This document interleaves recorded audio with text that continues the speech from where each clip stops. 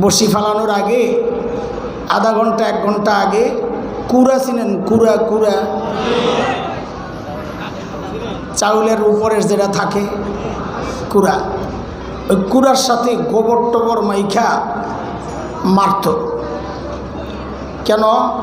ও মাছ ডাকে মাছ জমা হইলে এরপরে বসি ফালাইলে খুট করে মাছ উঠতো, খালি কই মাছ শিং মাছ খপ খপ করে খাইতো আর মাছ ধরতো। তা আমি হন আপনাদের সামনে একটু কুড়া ফালাইতে আইছি। হ্যাঁ, বয়ানের কুড়া ফালাইতে আইছি, বয়ান করবে আমার ভাইরা ইনশাআল্লাহ। ঠিক আছে না? ইনশাআল্লাহ আপনারা আসতে থাকেন। কুরআনুল কারীমের সূরাতুল হজ, সূরা আম্বিয়ার একটা ছোট্ট আয়াত আমি পড়েছি।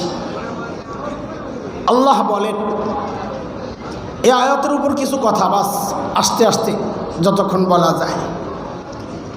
আল্লাহ তাআলা বলেন, কিয়ামতের মাঠে আমি ইনসাফের পাল্লা দাঁড় করাবো, ওজন মাপার জন্য, মানুষের আমল ওজন করার জন্য। মানুষের আমল মাপা হবে। কিভাবে মাপা হবে ওই বিশ্লেষণ ব্যাখ্যায় আমি যাচ্ছি না, আপাতত দেরি হয়ে যাবে। শুধু আয়াতটার তর্জমা শোনাইতেছি। আল্লাহ বলেন, এই মাপার ক্ষেত্রে কারো উপর বিন্দু মাত্র জুলুম করা হবে না। জুলুম করা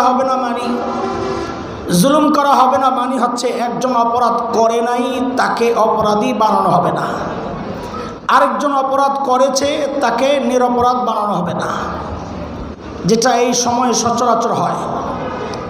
নিজের রাজনৈতিক মতাদর্শের সাথে না মিললে এটা হয়ে যায় জঙ্গি, এ হয়ে যায় রাজাকার, এ হয়ে যায় যুদ্ধাপরাধী। গত 16 বছর এই প্র্যাকটিস আমরা দেখেছি। বিচারের নামে প্রহসন, যাদেরকে বিচারের কাঠগড়ায় আনা হয়েছে যুদ্ধাপরাধের নামে, এর মধ্যে কিছু মানুষ তো এমন যে মানুষগুলোকে সব শ্রেণীর মানুষ ভালোবাসত। যেমন কোরআনের পাখি আল্লামা দিলওয়ার হোসেন সাঈদী রাহিমাহুল্লাহ তাআলা, এই মানুষটা স্বাধীনতা যুদ্ধের সময় ধর্ষণ করেছে, লুট করেছে, বাড়িঘর জ্বালিয়েছে। এটা একটা পাগল, সেও বিশ্বাস করবে না। হ্যাঁ, যদি ভারতের লবণ খাইতে খাইতে কারো মস্তিষ্কের বিকৃতি ঘটে কালামানিক্যের মতো, ওরাই এটা বিশ্বাস করতে পারে যে এই মানুষগুলো যুদ্ধাপরাধী ছিল। পরিণতিও আল্লাহ তাআলা দেখাইছেন। কারণ আল্লাহ জুলুমের ছাড় দেন, কিন্তু বলেন জুলুমের ছাড় দেন, কিন্তু নমরুদ জুলুম করেছে, আল্লাহ ছাড় দিয়েছেন, কিন্তু জোরে কোন কি করছেন? ছাড়েন নাই তো, কি করছেন কোন? তো মশা দিয়া। আরে ভাই, ল্যাংরা মশা একটা ঢুইকা আমার নাক দিয়ে ঢুইকাও তো আমি মরতে পারি, এটা তো এমন কিছু না। হ্যাঁ, এখানে আমার অসহায়ত্বটা প্রকাশ পাইছে, কিন্তু বেইজ্জতি তো নাও হইতে পারে।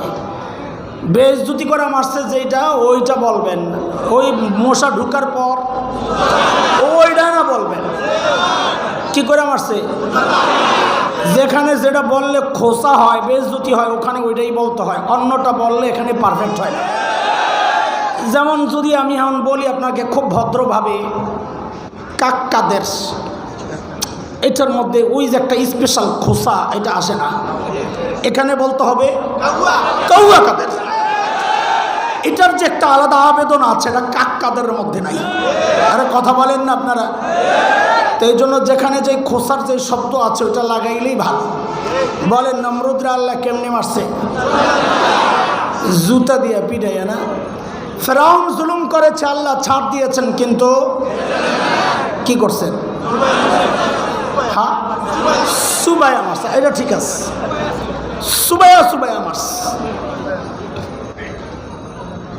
ডাইনি বুড়ি 16 বছর জুলুম করেছে, আল্লাহ ছাড় দিয়েছেন, কিন্তু ছেড়ে দেন নাই। কি করছে? পলাইছে। হ্যাঁ, এটা ঠিক আছে, পলাইছে। কই পলাইছে এটা কর? না, শোনেন, অপবাদ দিব না আমরা। মোদি তার জামাই না, খামাখা অপবাদ দিয়া লাভ কি? প্রেমিক হইতে পারে সর্বোচ্চ। আরে কথা বলে না। জামাইয়ের বাড়ি তো রংপুর, মুদিরে সর্বোচ্চ কি বানানো যায়? প্রেমিক বানানো যায়। জামাই অপবাদ দেওয়ার দরকার কি? ওর যা অপরাধ, অপবাদ দেওয়ার তো দরকার নাই, ওরই বললেই তো বহুত কিছু। কথা বলেন। পলাইছে আপনজনের কাছে। কার কাছে? কারণ গত 16টা বছর আমাদেরকে শুধু এই বয়ান শোনানো হয়েছে, ভারত আমাদের আপনজন বন্ধু, কত কিছু দেয় আমাদেরকে, সুবহানাল্লাহ। গরু দেয়, পেঁয়াজ দেয়, চিনি দেয়, আলু দেয়, আরও কত কিছু দেয়, খালি দেয় দেয় দেয় দেয়। যেই বাংলাদেশ থেকে মাখন যাওয়ার পাইপটা পোলাপাইন 5 তারিখ কেটে দিল, এখন সব দেওয়া বন্ধ করে, এখন খালি হুমকি দেয়, হুমকি দেয়, হুমকি দেয়। দেওয়া ঠিক আছে, জিনিস পাল্টায় গেছে। হুমকি দেওয়ার সময় শুরুতে খুব হুমকি দিছে, পেঁয়াজ দেব না। বাপরে বাপ, বান্দর সাংবাদিক একটা আছে, খালি দেখি লাফায়, পেঁয়াজ দিব না। তা আমি বলি যে পেঁয়াজ লাগবো না। কেন? আমাদের আমাদের আপাই শিখাইয়া গেছে পেঁয়াজ ছাড়াও তরকারি রান্না করা যায়। লাগবো না তোকে পেঁয়াজ, খা তোরা। যে একটু মেরুদণ্ড সোজা করে দাঁড়াইছি, লাগবে না পেঁয়াজ। আশেপাশের দেশে যোগাযোগ শুরু হয়েছে, এখন দেখি সুবহানাল্লাহ, দাদাই পেঁয়াজের বস্তা সামনে লেবে কান্দে। দাদা কি খবর? দাদা খবর ভালো যাচ্ছে না দিনকাল, বাংলাদেশিরা পেঁয়াজ দিচ্ছে না দাদা। তো তোরা খা, নারী লিখে হয়েছে তোকে মানুষ কমনি, খা। সেই কলিজা নাই। আরে খাওয়ার জন্যও তো কলিজা লাগে, তাই না? কাঞ্জুসের আড্ডি, এগুলোর কলিজা শুকাইতে শুকাইতে আড্ডি হয়ে গেছে গা। এই জন্যে ওই যে পোলাপাই, আমরাও তো দেখছি বেড়াইতে গেলে ছোট্ট একটা মাটির কাপের মধ্যে একটু চা দিব, চাও যে দিব যাইতে যাইতে না, যাইতে যাইতে বুঝেন তো, মানে অল্প একটু চা দিব আর একটা চিকন টোস্ট বিস্কিট, চিকন আঙ্গুলের মতো, একটু চা আর একটা চিকন টোস্ট দিয়ে বলবি কি, দাদা পুরোটা খেয়ে নিয়েন দাদা, দাদা পুরোটা খেতে হবে, রাখা যাবে না। ওই জন্যই তো পোলাপাইন গল্প বানাইছে। ভাই গেছে বোনের বাড়িতে বেড়াইতে, দুপুরবেলা খাওয়ার টাইম, দরজা নক করে নক করে নক করে কলিং বেল টিপে, ভাই তো দরজা খোলে না, খানার টাইম আইছে। আর বোন ভাই তো বুঝছে কেন খোলে না। ভাই জানালার কাছে যায় চিল্লায় চিল্লায় বলতেছে, দিদি আমি কিন্তু খেয়ে আসছি। এখন দিদি আইসা দরজা খোলে আর বলে কি, আগে বলবি না? এই হলো কলিজার হালত। এই জন্যে মাঝে মধ্যে যখন আমাদের দেশে ওই যে ঢুকে পড়ার একটা ভাব লয় সীমান্তে, দেখছেন না গত সপ্তাহে যে ঢুকা যাইব অবস্থা, এই হিম্মত নাই। যাদের মানসিকতা এত নিচু, যাদের রুচি এত নোংরা, কত নোংরা, এই জন্যে মাঝে মধ্যে রাগ করে বলি, আমার দেশ দখল করবা, ঘোড়ার ডিম দখল করবা মিয়া, আমার দেশ দখল করার আগে নিজেদের হাগার জায়গা ঠিক করে আইসো। এখনো যারা রাস্তাঘাটে মলত্যাগ করে, বিশ্বাস করেন না, যারা দেওবন্দে গেছে বা লম্বা সফর করছে ইন্ডিয়া, ওদেরকে জিজ্ঞেস করেন। আমরা যখন কলকাতা থেকে ট্রেনে উঠছি, সফর সাহারানপুর যাব, অনেক লম্বা সফর, 30 ঘন্টার উপরে, আমাদেরটা সম্ভবত 36 ঘন্টা লাগছিল। তো রাত যায় দিন আসে, দিন যায় রাত আসে, হায় সময় যায় না। তো রাত শেষ হইলেই সকালে আমরা একটু জানালার কাছে যাইতাম, নতুন এলাকা আসছে দেখতে, কেমন নতুন এলাকা দেখার জন্যে। হায় আল্লাহ, সকালবেলা জানালার কাছে নিয়েই তো মুখটা নিলেই আস্তে করে লজ্জায় মুখ ফিরায় আনতে হইত। কেন? রেল লাইনের মধ্যে সব লাইন দইরা ফ্যামিলি প্যাকেজ, জুয়ান বুড়া নারী পুরুষ গুড়া গাড়া যা আছে, চিকন বোতল একটা নিয়ে সব কাম সারতে বয়া পড়ছে। মহিলারা আবার একটু ভদ্র, কাপড়টারে সামনের দিকে টাইনা ঘুমটা দিয়া যেন চেহারা না দেখা যায়, ইজ্জতটা এদিক দিয়ে রক্ষা করে পিছন দিয়ে খুলে দিচ্ছে, কাম সারতেছে সব। ওরা বলে আমার দেশ দখল করবে, বলেন কেমনটা লাগে? আমি বলি এই হুমকি ধমকি দিয়ে লাভ নাই, সাহস করে ঢুকা যাও, চট করে। কেমনে ঢুকা যাও? কথা কয় না, বলবেন তোরা কথা না গেলে আমি কথা কম কার লাগে, কেমনে ঢুকা যাও? চট করে ঢুকা যাও। আমি বলি কি, চট কইরা না, চট পইরা ঢুক। আরে কথা বলেন না, চট পইরা ঢুকো, খেলা হবে ইনশাল্লাহ। আরে খেলতে চাই, রাজি আছো তো ইনশাল্লাহ? ছোটবেলা থেকে যেই জিহাদি চেতনা লালন করছি, তোরা না ঢুকলে সেটা প্রয়োগ আর বাস্তবায়নের সুযোগ তো পাচ্ছি না। ঢুকে যা। আরে আমার দেশ ঘোড়ার ডিমের কি দখল করবি? আমরা মুসলমান তো স্বপ্ন দেখি গোটা দুনিয়া নিয়া। তাকায়া দেখ, আমাদের স্বপ্ন বাস্তবায়ন শুরু হয়ে গেছে। সিরিয়ায় কালিমার পতাকা উঠে গেছে, আফগানিস্তানে কালিমার পতাকা উঠে গেছে। আরে আমরা তো স্বপ্ন দেখি ইনশাআল্লাহ খুব শিগগির দিল্লির লালকেল্লায় আবারও কালিমার পতাকা পথ করবে ইনশাআল্লাহ।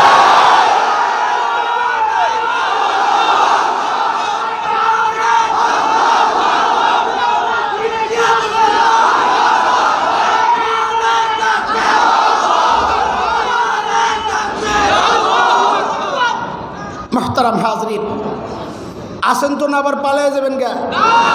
আপনারা তো হেলিকপ্টার দেখলে আর হুঁশতায় না, খাওনটা খাওয়ার সময়ও পান না আপনারা। মুসলমান পালায় না, বলেন মুসলমান ফখরুলের বাড়িও তালাশ করে না। কি বুঝছস? বুঝ ফখরুল সাহেব জায়গা দিবেন তো? মুসলমান ময়দান তালাশ করে, ময়দান ময়দান কোথায় লড়তে হবে ময়দান তালাশ করে মুসলমান। কথা কও ঠিক কিনা? আরে যারা রক্ত দিতে জানে তারা পালাতে জানে না। আল্লাহ তাআলা বলেন ফালা তুজলামু নাফসুন শাইআ। এটা দুনিয়ার আদালত, বিনা অপরাধী নিরপরাধ তাকে অপরাধী বানানো হয়, আর অপরাধীকে নিরপরাধ বানানো হয়। এটা দুনিয়ার আদালত। আমার আদালত হচ্ছে ফালা তুজলামু নাফসুন শাইআ, কার উপর বিন্দু মাত্র জুলুম করা হবে না। বলে বিন্দু মাত্র মানি তা আল্লাহ নিজেই যেন ব্যাখ্যা দিচ্ছেন।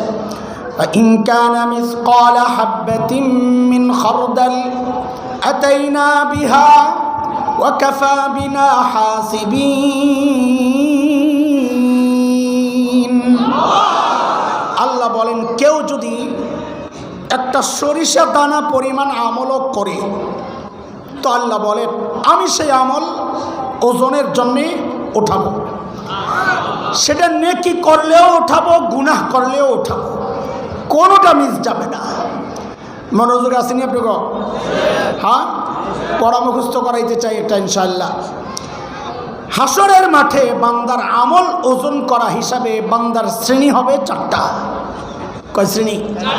বলেন কয় শ্রেণী? এই চার শ্রেণী বোঝার জন্য আগে বাজারের মাপ জোকের যে সিস্টেমটা, এই সিস্টেমটা একটু বুঝেন। দাড়ি পাল্লায় পাল্লা থাকে কয়টা? হ্যাঁ, মাশাআল্লাহ। একটার মধ্যে আলু দিয়েছেন 5 কেজি। এখন মাপতে হইলে পাশের পাল্লায় কি দিতে হবে? পরিমাপক পাথরটা দিতে হবে তো না? লোহাটা দিতে হবে তো না? নাকি? কিন্তু আপনি লোহা বা পাথর কিছুই দেন নাই, মাপা যাবে কেন? আমি যা বলি পরবর্তীতে ওইটাই বলবেন, তো আপনাদের বুঝতে সহজ হবে। পাল্লা একটা খালি, বলেন মাপা যাবে না কেন? এই কথাটাই বারবার বলবেন। বলেন মাপা যায় না কেন? আবার বলেন এক পাল্লায় আলু আছে, আরেক পাল্লায় পরিমাপক কিছু দেওয়া হয় নাই, তাহলে মাপা যাবে? কেন যাবে না? পাল্লা একটা খালি থাকলে মাপার সিস্টেমের মধ্যে পড়ে না। ঠিক আছে কথা? হাসরের মাঠে কিছু মানুষ এমন থাকবেন যাদের নেকির পাল্লায় নেকি তো আছে, কিন্তু গুনার পাল্লাটা খালি। গুনার পাল্লা। এখন বলেন তাদের আমল মাপা যাবে কেন? একটা পাল্লা একটা। হ্যাঁ, আবার বলেন এক পাল্লায় নেকি আছে, আরেক পাল্লায় খালি, গুনাহ নাই, তাদের আমল মাপা যাবে কেন? পাল্লা একটা খালি। তারা কারা? তাদেরকে আল্লাহ তাআলা বিনা হিসাবে জান্নাত দিয়ে দিবেন। কেন? মাপার সিস্টেমের মধ্যে পড়ে না। মাপার জন্য 2 পাল্লায় থাকতে হয়। এখানে আছে এক পাল্লায় শুধু নেকি, আরেক পাল্লায় গুনাহ নাই, তাই তাদের আমল মাপার কোনো সিস্টেমের মধ্যে নাই। এই জন্য এই শ্রেণীকে আল্লাহ তাআলা বিনা হিসাবে জান্নাত দিয়ে দিবেন। তারা কারা? যারা বিনা হিসাবে জান্নাতে চলে যাবেন, তাদের প্রথম শ্রেণী একটা ধরেন, সমস্ত আম্বিয়া আলাইহিমুস সালাতু ওয়াস সালাম যাদের ব্যাপারে আহলুস সুন্নাহ ওয়াল জামাতের আকীদা হচ্ছে সমস্ত নবী মাসুম নিষ্পাপ। বলেন আমার সাথে, সমস্ত নবী, কোন নবী জিন্দগিতে কোনো গুনাহ কেন করেন নাই? অনেক কারণের মধ্যে একটা কারণ হচ্ছে সমস্ত নবীকে আল্লাহ নিজে গুনাহ থেকে বাঁচায় দিয়েছেন। কেন বাঁচাইছেন সে প্রশ্নে আমরা একটু পরে আসবো ইনশাআল্লাহ। এটা একটা সূক্ষ্ম বিষয়, এই সময়ে বহু ফিতনার জবাব আছে এই কথার মধ্যে, এই জন্য একটু মনোযোগ সহ ধরা দরকার। সমস্ত নবী নিষ্পাপ, কেন আল্লাহ বাঁচাইছেন? বলেন না, একটু মুখস্থ করার মতো বলেন। সমস্ত নবী নিষ্পাপ, কেন? কেন? যেমন আপনাদেরকে একটা উদাহরণ শোনাই। হযরত ইউসুফ আলাইহিস সালাতু ওয়াস সালাম, নাম শুনছেন তো? দুনিয়ার মধ্যে আমাদের নবী ছাড়া সাল্লাল্লাহু আলাইহি ওয়াসাল্লাম সবচাইতে সুন্দর হিসাবে আল্লাহ যাকে বানাইছেন, নবী ইউসুফ। মিশরে যে কোনোভাবে ভাইদের কারণে মিশরে চলে গেছেন। ওখানের যে মিশরের যিনি ছিলেন মন্ত্রী, খাদ্যমন্ত্রী, তিনি তার স্ত্রী জুলাইখা হযরত ইউসুফের প্রেমে পড়ছে।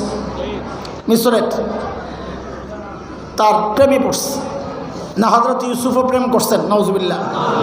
এক পক্ষ, এখানে কয় পক্ষ? নানানভাবে চাইছে, ফুসলাইতে পারে নাই। একদিন জুলাইখা কি করছে? অন্দরমহলে ঢুকাইছে। অন্দরমহল মানে কত? 7 দরজার ভিতরে। কয় দরজার ভিতরে? একেবারে ভিতরে। সাথে যাওয়ার সময় নিজের বাঁদিরও নিয়ে গেছে, বাদী। ভেতরে ঢোকার পর এইবার বাদীকে বলল বাহিরে যাবা আর একটা একটা দরজায় তালা লাগাইতে লাগাইতে যাইবা। এখন দরজা বন্ধ, ভিতরে হযরত ইউসুফ আর জুলাইখা একা। হযরত ইউসুফ পড়ছেন ভয়ঙ্কর এক বিপদে। বিপদের মৌলিক কারণ মুফাসসিররা লেখেন 3টা। এক হচ্ছে চারদিকে বন্ধ, ঘর আটকায় রয়েছে, বের হওয়ার কোনো রাস্তা নাই, এক বিপদ। দ্বিতীয় বিপদ হচ্ছে নিজের বসের স্ত্রীর আহ্বান প্রত্যাখ্যান করাও আরেক বিপদ। 3 নম্বর বিপদ হচ্ছে হযরত ইউসুফ নিজেও তো একজন যুবক, এই গোপনে একজন নারীর আহ্বানকে প্রত্যাখ্যান করাটাও এক কঠিন বিষয়। এই পুরা প্রসঙ্গটাকে আল্লাহ তাআলা সূরা ইউসুফের 23 নম্বর আয়াত থেকে লম্বা আলোচনা করেছেন, 4টা আয়াত প্রায়। আল্লাহ বলেন وراودته التي هو في بيتها عن نفسه وغلقت الأبواب وقالت هيت لك قال معاذ الله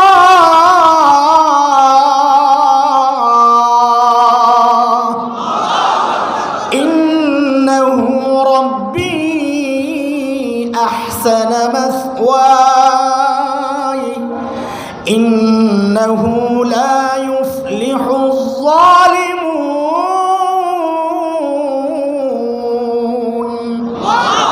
হযরত ইউসুফ বিপদে পইরাই দিছেন আল্লাহরে ডাক, ও আল্লাহ আমারে বাঁচান, মাআযাল্লাহ। মাঝখানের আয়াত 24 নম্বরে আল্লাহ বলেছেন আমি বাঁচাইয়া দিছি, কাযালিকা লিনাসরিফা আনহু সুআ ওয়াল ফাহশা, আমি বাঁচাইয়া দিছি। কেমনে বাঁচাইছেন? 25 নম্বর আয়াত থেকে আল্লাহ বলতেছেন ওয়াস্তাবাকাল বাব ওয়াকাদ্দাত কামিসাহু মিন দুবুর وألف يا سيدها لدى الباب। দৌড় দিছেন হযরত ইউসুফ দরজার দিকে। আচ্ছা, হযরত ইউসুফ দেখছেন না দরজা বন্ধ? দেখছেন তো? দেখার পরে ওর দৌড় দিলেন যে তিনি বুঝেন নাই, এই বুঝ নাই যে দরজা বন্ধ, আমি দৌড়াইলে কাজ হইব না, জানেন না? দৌড় দিছেন, এটা নবীওয়ালা ঈমান। হযরত ইউসুফ চিন্তা করছেন আমি যে আল্লাহকে ডেকেছি ওই আল্লাহ আমাকে এখানে অসহায় অবস্থায় একা ছাড়তে পারেন না, ব্যবস্থা একটা করবেনই, যা করে আল্লাহ দিছেন দৌড়। বাস আল্লাহর উপর তাওয়াক্কুল করে দৌড় দিছেন। জুলাইখাও পিছনে পিছনে যায়, পিছন দিয়ে থাবা মারছে জামাই পিছনে, একদম থাবার লগে জামা লেছে ছিঁড়া। দরজার সামনে যাওয়ার সাথে সাথেই দরজা খাট করে খুলে গেছে। শুধু একটু বলে যান আমাকে এই দরজা খুলছেন কে, বাস এটা খালি মনে রাখেন, পরে এসে জয়েন দেবো সবগুলার ইনশাআল্লাহ। দ্বিতীয়, তৃতীয়, চতুর্থ, পঞ্চম, ষষ্ঠ সব দরজার সামনে যায় আর খাট করে খুলে যায়। সপ্তম দরজা খোলার সাথে সাথেই যায়া পড়ছে মিশরের গভর্নরের সামনে, আজিজে মিসর। বেটি জামাইয়ের সামনে পইরাই নগদে পোল্টি মারস। পোল্টি বুঝেন তো না? হ্যাঁ, পোল্টি মাইরা কি বলে, قالت ما جزاء من أراد بأهلك سوء, আপনার স্ত্রীর সাথে অপকর্মের চেষ্টা যে করলো তার কি শাস্তি হওয়া উচিত? দেখছেন নি বললি, দোষ করলো নিজে, চাপায় আরেকজনের কান্দে। এটাকেই বলে হাসিনা স্টাইল। এই স্টাইলের নাম কি? আরে জোরে কর, এই স্টাইলের নাম কি? এটার ব্যাখ্যা হইল দোষ করে নিজে, চাপায়। এটা শিখছে শয়তান থেকে। কার থেকে? এটা মাথায় না, সবগুলোর জয়েন্ট আছে। এটা শিখছে কার থেকে? সূরা আরাফের 16 নম্বর আয়াতে দেখেন এই কামটা সর্বপ্রথম শয়তান করছে। কি শয়তান কয়? قال فبما أغويتني لأقعدن لهم صراطك المستقيم। আল্লাহ যাদের কারণে আমারে তাড়াইছেন, কাদের কারণে তাড়াইছে? কেউ কেউ ধোকায় পড়ে গেছে, কেউ কেউ সহি জবাব দিচ্ছে। যাদের কারণে তাড়াইছেন মানে আদমের হওয়ার কারণে। শয়তান বুঝি সেজদায় পড়ে গেছে, অপরাধ করে নাই। শয়তানকে আল্লাহ তাড়াইছেন শয়তানের নিজের কারণে। কথা বলেন, দয় কয় যাদের কারণে, মানে শুরু হয়েছে ওখান থেকে এই গন্ডগোল। দোষ করছে নিজে, চাপাইছে আরেকজনের কান্দে। আমরা শয়তানি স্টাইল না কইয়া ধারে কাছে যেটা আছে এটার নাম দিয়েছি হাসিনা স্টাইল। আসলে স্টাইলটা কার? শয়তানের। বলেন না, আসলে স্টাইল কার? তো নাম দিলাম হাসিনা স্টাইল। নামের পরিবর্তন, জিনিস এক। জিনিস হ্যাঁ, বুঝালেন কথাবার্তা, সব ব্যাখ্যা দেওয়া যায় না। আচ্ছা, বুঝলে ভালো। পোল্ট্রি মাইরাই কর, তোমার স্ত্রীর সাথে অপকর্মের চেষ্টা যে করলো তার কি শাস্তি হওয়া উচিত? বাপরে বাপ, কি গরম বেটি। যত বড় অফিসার আছে বাহিরে দেখবেন মাস্তানি করে, ঘরে যাইয়া বিলাই, ওখানে বউয়ের শাসন চলে। জুলাইখা এই কথা বলে যে আপনার স্ত্রীর সাথে অপকর্ম যে করেছে তার শাস্তি কি হওয়া উচিত। বইলা শাস্তি বিবরণ নিজেই দিতেছেন।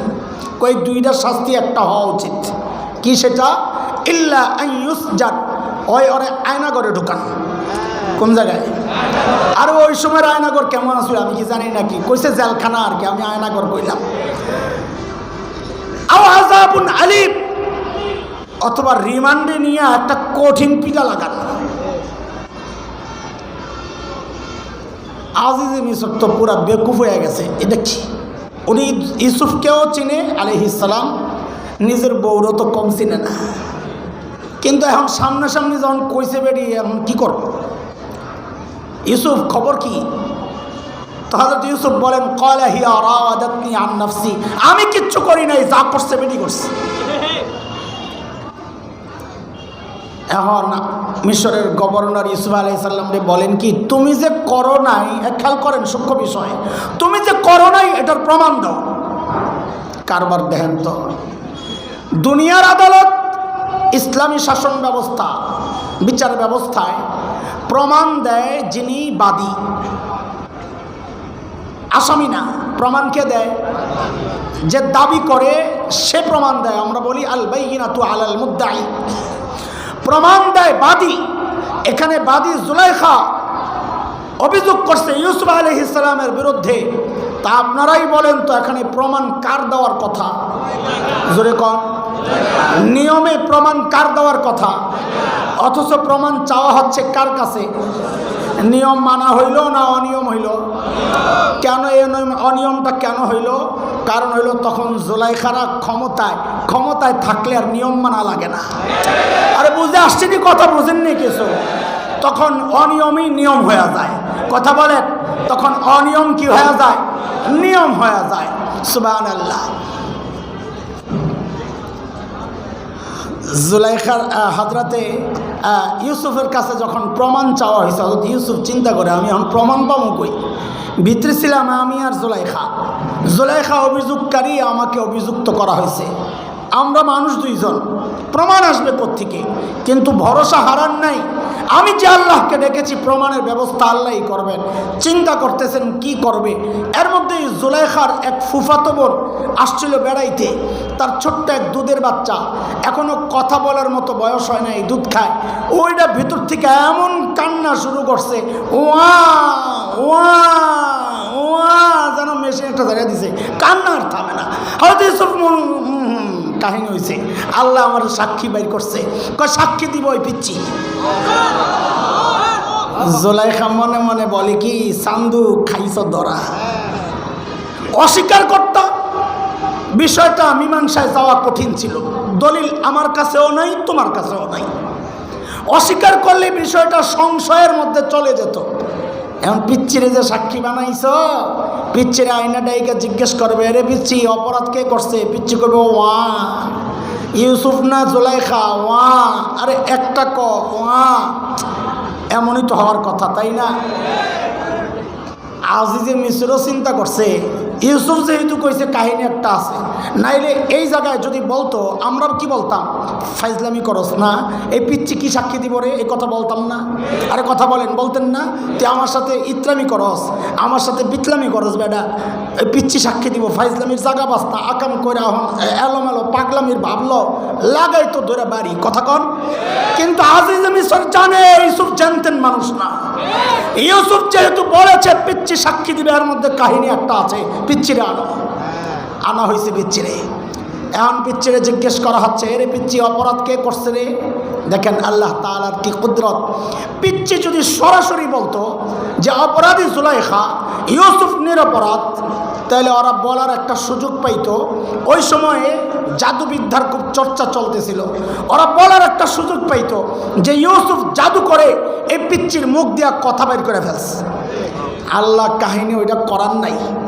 আল্লাহ এমনভাবে ধরছেন, আমরা হইলে বলতাম আর কি ছাই দিয়া ধরছে, ছুটার কোনো সুযোগ নাই। আল্লাহ পিচ্চির মুখ দিয়া কথা তো বের করছে, প্রমাণ সহ কথা বের করেছেন। পিচ্চি কি বলে? ইন কানা কামিসুহু কুদ্দা মিন কুবুল ফাসাদাকাত ওয়া হুয়া মিনাল কাযিবিন ওয়া ইন কানা কামিসুহু কুদ্দা মিন দুবুর ফাকাযাবাত ওয়া হুয়া মিনাস সাদিকিন। পিচ্চি বলে কি ইউসুফের জামা চেক করে। কি চেক করতে কয়? জামা চেক করুন মানে কাহা দেখেন জামা চেক করেন। যদি দেখেন জামার সামনে দিয়া ছিঁড়া, তো মনে করবেন জুলাইখা ঠিক আছে, ইউসুফ অপরাধী, ইউসুফ হামলা চালাইছে। জুলাইখা নিজেকে রক্ষার জন্য, আত্মরক্ষার্থে ইউসুফরে যে ধাক্কা ধুক্কা দিয়েছে, সামনে দিয়া জামা ছিঁড়লেছে। আর যদি দেখেন জামা পেছন দিয়া ছিঁড়া, তো মনে করবেন জুলাইখা অপরাধী, ইউসুফ নিরপরাধ। ইউসুফ পালাতে গেছে, জুলাইখা পেছন দিয়া যে থাবা মারছিল, জামা টাইম না পেছন দিয়া ছিঁড়লিস। হায় আল্লাহ, এখন জামা চেক করে দেখে জামা পেছন দিয়া ছিঁড়া হয়েছে নি কেস ফিটিং। আজিজে মিশর জামা পেছন দিয়া ছিঁড়া দেখে কি বলতেছে? ফালাম্মা রাআ কামিসাহু কুদ্দা মিন দুবুর ক্বালা ইন্নাহু মিন কাইদিকুন ইন্না কাইদাকুন্না আযীম।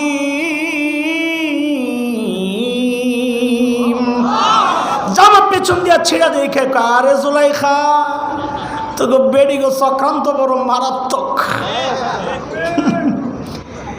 আল্লাহ ইউসুফরে কি কয়? ইউসুফ আলাইহিস সালাম, ইউসুফ আরিদান হাজা, কাউরে কিছু বইল টইল না, মান ইজ্জতের ব্যাপার। আর বেডির কয় আস্তাগফিরি লিজাম্বিক, তুই তওবা কর, গুনাহ করছস, তওবা কর, দোষ করছস, নিজে চাপায়া দিছস আরেকজনের কান্দে। এখনো আমরা কই তওবা টবা কইরা যদি কয় যা করছি মাফ চাই আর জিন্দগিতে করুন না, এইটা কইল ছাড়ার একটা রাস্তা তৈরি হবে। কখন? যদি কয় আর জিন্দগিতে রাজনীতি করুন না, সাথে যারা যারা এই গণহত্যায় জড়িত ছিল এদেরও শাস্তি হবে। এই তিনটা শর্ত যদি মানে তো আমরা মাফ করতে রাজি আছি। আর নাইলে এই মাফ তুমি আগেও চাইছ। ওই যে গ্লিসারিন শহরের মধ্যে মাইকা কেমনে কেমনে কানছ, রেন্টুর বই বললে বোঝা যায় তুমি যে কত সুন্দর অভিনয় করতে পারো। আরে বলাবেন পড়ার দরকার নেই, এগুলো আওয়াজ নষ্ট হয়ে যাবো, আল্লাহ মাফ করুক। আল্লাহু আকবার। এ দোস্ত চলেন আমরা পেছনের দিকে যাই। হযরত ইউসুফকে বাঁচাইছেন কে? দরজা খুলছেন কে? বাচ্চার মুখ দিয়ে প্রমাণ সহ কথা বের করেছেন কে? কথা বলেন। কি জন্যে? আল্লাহ তার নবীকে বাঁচানোর জন্য এসব কিছু করেছেন। তার মানে নবীরা যে কোনো নবী যে গুনাহ করেন নাই এর একটা মৌলিক কারণ, এবং এটাই আসল কারণ। সমস্ত নবীকে আল্লাহ নিজে বলেন না, আল্লাহ নিজে। কিন্তু প্রশ্ন হইল আল্লাহ কেন বাঁচাইছেন নবীদেরকে? এটা একটা সূক্ষ্ম ব্যাপার। বর্তমান সময়ের অনেক ফিতনা এই বিষয় না বোঝার কারণেই হয়। একটু খেয়াল করেন। আল্লাহ তাআলা সূরা হজ 17 নম্বর পারার একদম শেষ পৃষ্ঠা 75 নম্বর আয়াত আল্লাহ বলেন, আল্লাহু ইয়াসতাফি মিনাল মালাইকাতি রাসূলান ওয়া মিনান নাস ইন্নাল্লাহা সামিউন বাসীর। আল্লাহ বলেন মানুষ এবং ফেরেশতার মধ্যে যে রসুল, এটা আমি আল্লাহ নিজের নির্বাচন। রসুল নির্বাচন কার? জোরে কন, জোরে কন। এটা রাতের ভোটের নির্বাচন না, এই নির্বাচন কার? আরো জোরে বলেন কার? আল্লাহ সমস্ত নবীকে গুনাহ থেকে কেন বাঁচাইছেন?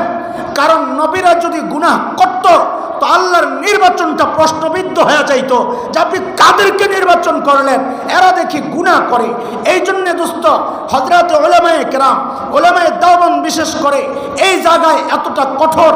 কেউ যদি নবীদের সমালোচনা করে তার মানে সে আল্লাহর নির্বাচনকে প্রশ্নবিদ্ধ করছে।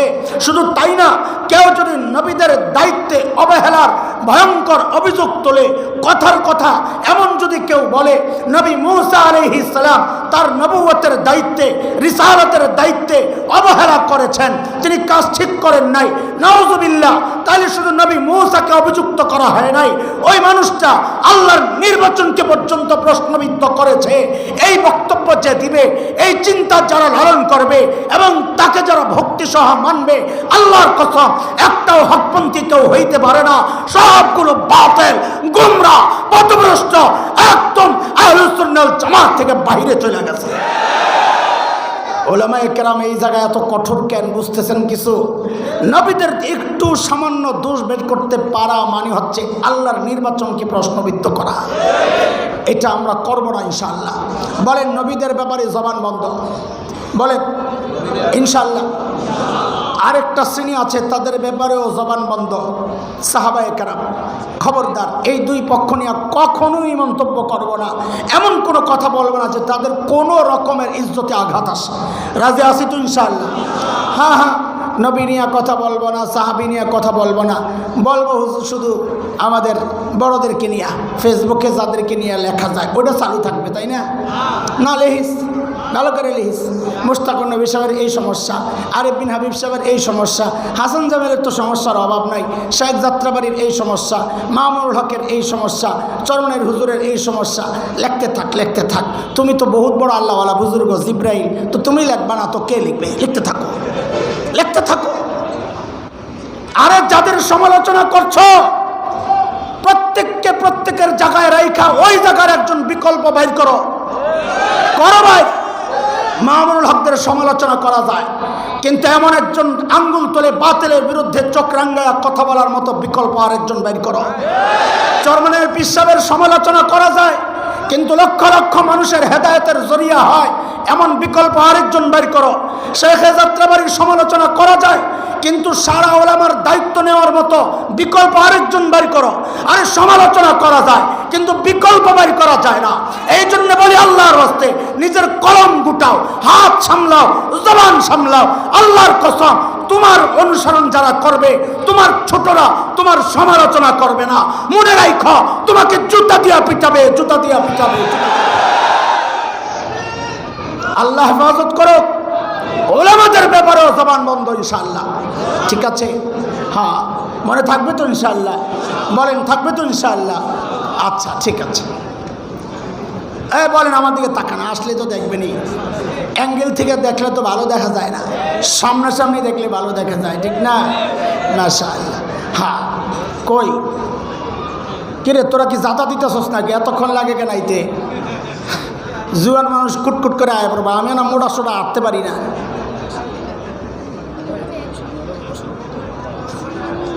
কি ও, আপনি কোন কারামতি শিখছেন? আমারও তো জেমে পাইছে, আপনারা পায় নাই? এটা শায়েখ গহরপুরি রহমতুল্লাহ আলাইহির ব্যাপারে শুনছি আমরা অনেক, যে হযরত আসর পড়ছেন ময়মনসিংহ, ইফতার করছেন সিলেট যাইয়া। কেমনি কি জানি না, এগুলো বললেও তো সমস্যা, তোরা এগুলো আবার ট্রোল করবি। আমরা আমাদের বড়দের কারামতগুলো বলতে ইতস্ত করি, কারণ জানি পোলাপানি অপেক্ষায় থাকে এগুলার ক্রস দিয়া জাহাজগুবি বাপদাদার কিচ্ছা কাহিনী। আরে বেটা, আমগো এরকম বাপদাদা আছে তো, কত নাই বেটা, তোরা কবি করতে গিয়ে কিচ্ছা। আচ্ছা, খেয়াল করেন, মাওলানা যেহেতু চলে আসছে, আমি কথা আগাবো না খুব বেশি ইনশাআল্লাহ, অল্প সময়ের মধ্যে শেষ করার চেষ্টা করবো ইনশাআল্লাহ। হায় আল্লাহ, বাজেও তো কম না। এই শ্রেণী কয়টা? বলেন বলেন।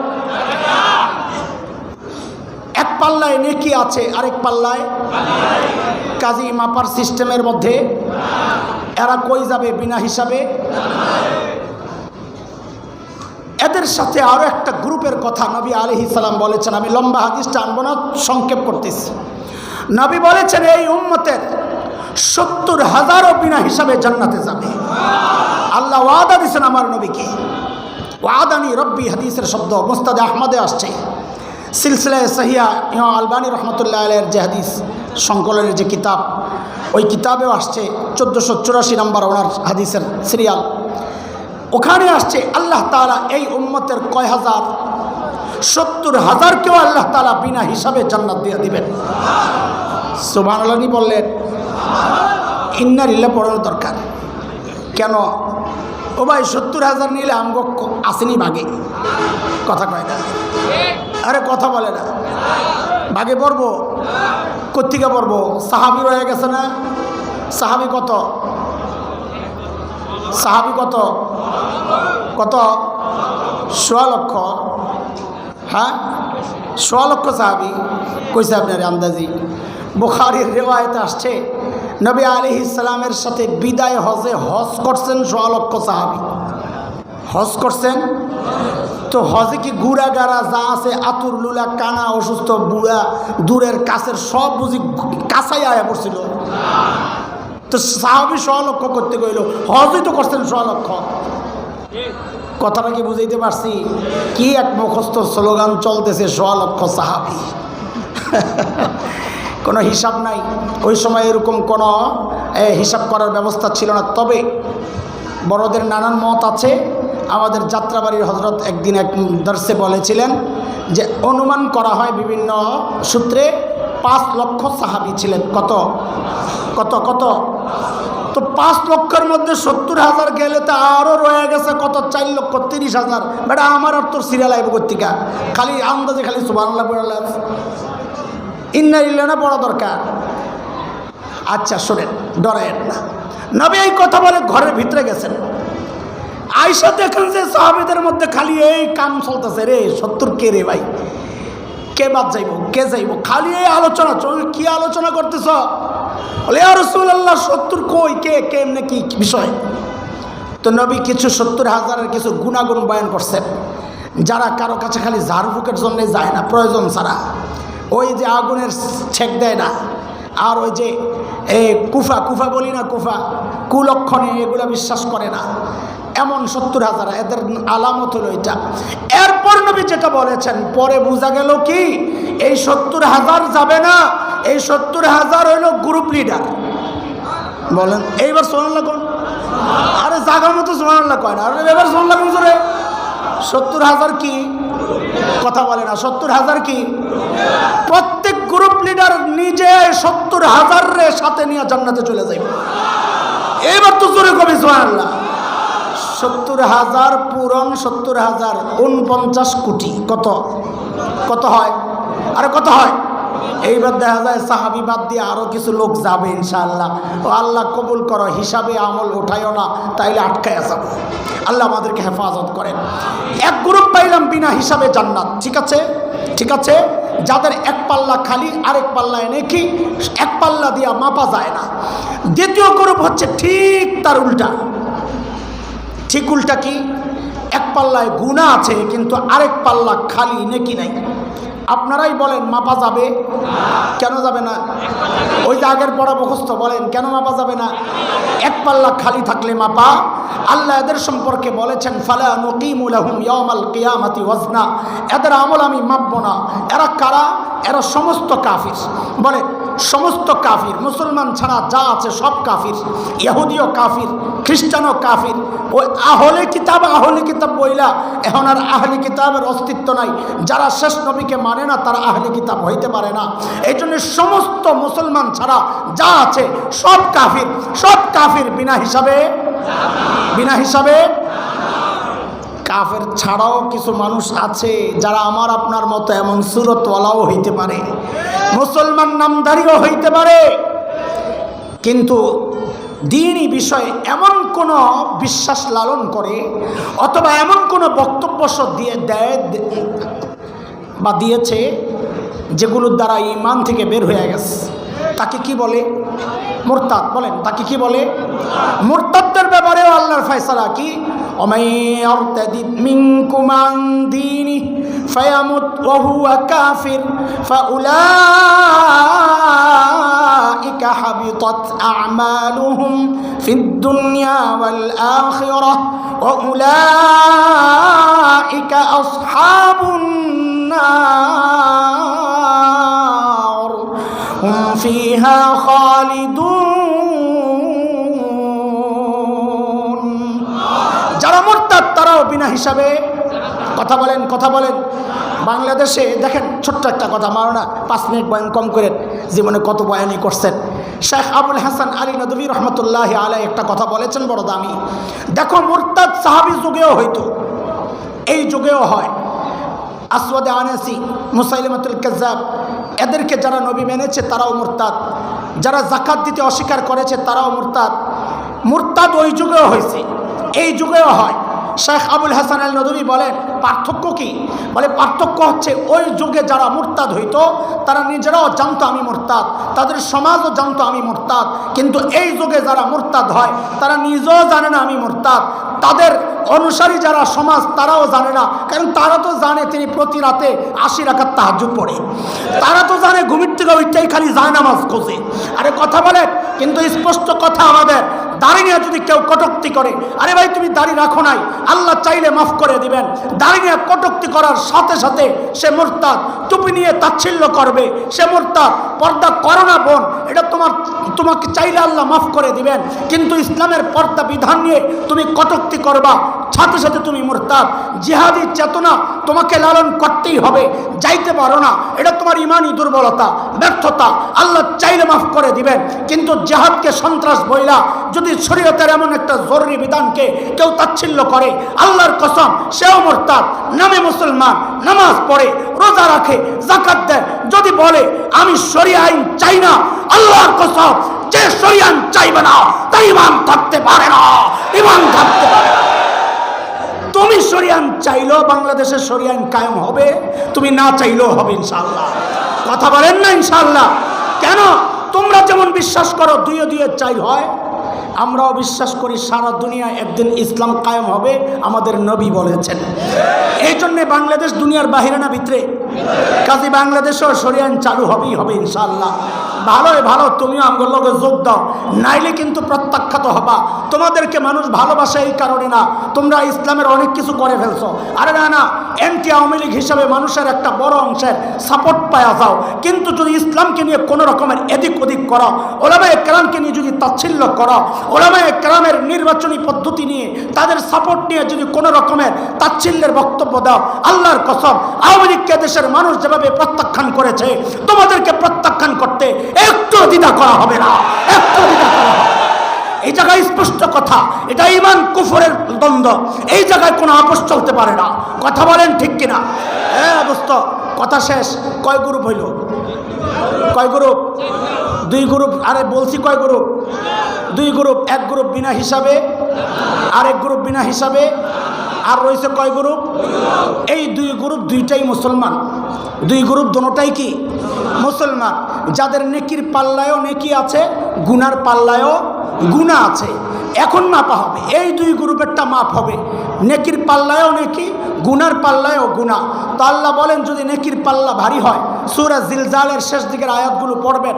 আল্লাহ বলেন ফাআম্মা মান সাকুলাত মাওয়াজিনুহু ফাহুয়া ফি ঈশাতির রাদিয়াহ ওয়া আম্মা মান খাফফাত মাওয়াজিনুহু ফাউম্মুহু হাওিয়া।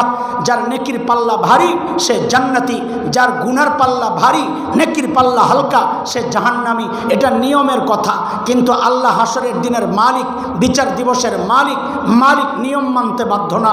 আল্লাহ চাইলে গুনার পাল্লা ভারী, নেকির পাল্লা হালকা, এই মানুষকেও আল্লাহ চাইলে বিনা হিসাব লইয়া জান্নাতে দিয়ে দিতে পারেন আল্লাহ তাআলা। আমরা আল্লাহর কাছে ওইটাই চাইবো, আল্লাহ আমরা জান্নাতে যেতে চাই, কেমনি দিবেন আপনার ইচ্ছা, হিসাব লইয়া দিবেন না না লইয়া। তবে হিসাবের একটু ডর লাগে, না উঠাইলে আমাকে ভালো হয়। 49 কোটির মধ্যে কত মানুষও তো ঢুকাইবেন, একটু যদি আরও কিছু ঢুকাইয়া দেন, আপনার জান্নাতে তো জাগার অভাব নাই। আর এই জায়গায় না জাগার অভাব, জান্নাতে তো আর জাগার অভাব নাই। লাগলে আমগরে নিয়ামত টেয়ামত যেটি আছে এটি দেওয়ার দরকার নাই, আমগরে খালি কোনো রকম ঢুকাইয়া দেন। বলে কি করবি ঢুকিয়া? বলে আপনার নেককার বান্দাগো জুতা ঠিক করুন। আরে কথা কন না, আপনার নেককার বান্দাগো জুতা ঠিক করুন। ওটা মহে কই, ভিতরে আসলটা জানি। নবী কইছে ঢুকলে কমপক্ষে 10 দুনিয়া। আল্লাহ কবুল করেন, আমিন। আল্লাহ তাআলা এই মজলিসকে কবুল করেন। আল্লাহ হযরত ইলিয়াস রহমতুল্লাহ আলাইহির নামে যে মাদ্রাসা, আল্লাহ এই মাদ্রাসাকে কবুল করেন। আমাদের সবার মন পড়ে রয়েছে টঙ্গীতে।